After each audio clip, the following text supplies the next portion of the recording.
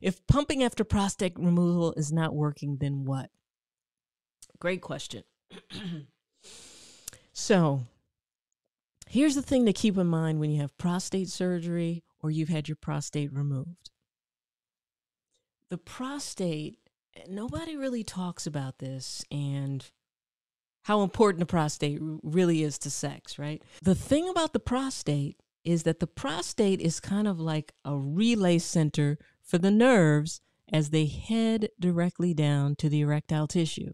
So when the prostate is removed, depending on the skill of the surgeon, depending on what technique they've used, sometimes they call it a nerve-sparing surgery, but it's really hard to remove the prostate without damaging some of the nerves. So when you remove your prostate or have the prostate removed, you have to think about that almost like you think about nerve damage.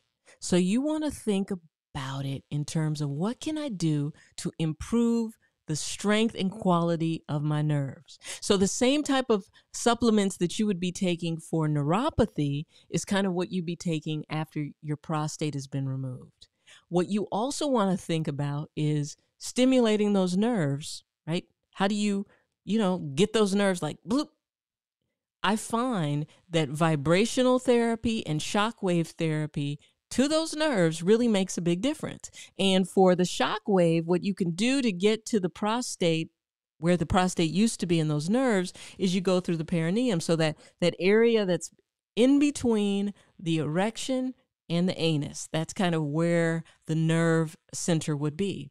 But the best way to kind of reach those nerves that kind of go down and lateral to the sides of the prostate and head down to the erection is actually through an internal massage, right? So this would be, this would be the equivalent of taking a vibrating massager, which we sell, that you would actually use a vibrating massager to use the vibrations to wake those nerves up.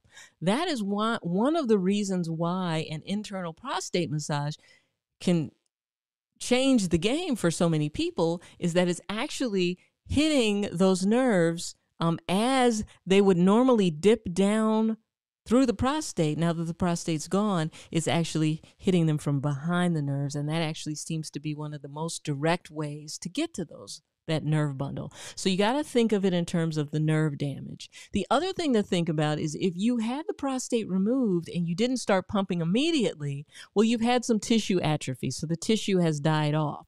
So the changes that you'll see are going to take longer because you've had the tissue kind of die off a bit. And so the pumping is just kind of trying to revitalize the tissue that has kind of atrophied or died off through the years. So I would say for you, if you had your prostate removed, you got to boost nitric oxide levels. You got to focus on rehabilitating the nerves there. You do have to continue thinking about you using your pump, but you also might want to consider shockwave on the erectile tissue as well as PRP into the penile tissue.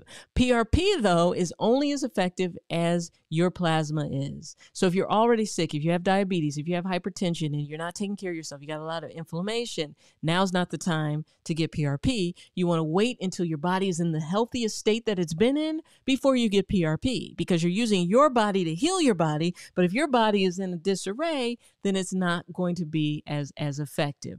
The other thing I would say for prostate removal and trying to get the erectile function back is thinking about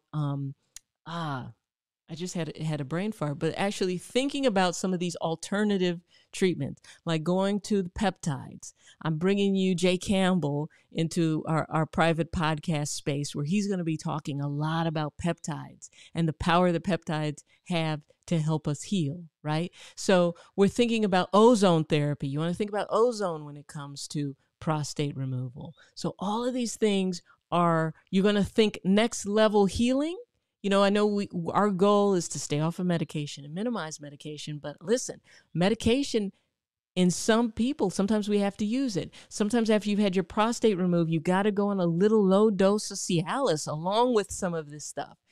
So really kind of figuring out where your optimization strategy is. Now that you've gotten the prostate removed, potentially they've also knocked out your ability to make testosterone. So you need to talk to your doctor about getting your testosterone levels up, because there are erections after prostate removal. They just will never be as stiff as they were before the prostate was removed, because the prostate happens to be such a very important part of erectile function. After the prostate has been removed, we don't get ejaculation ever again after that too. So there is life after prostate removal, but you just have to do a little extra work to bring it back. Thank you for asking.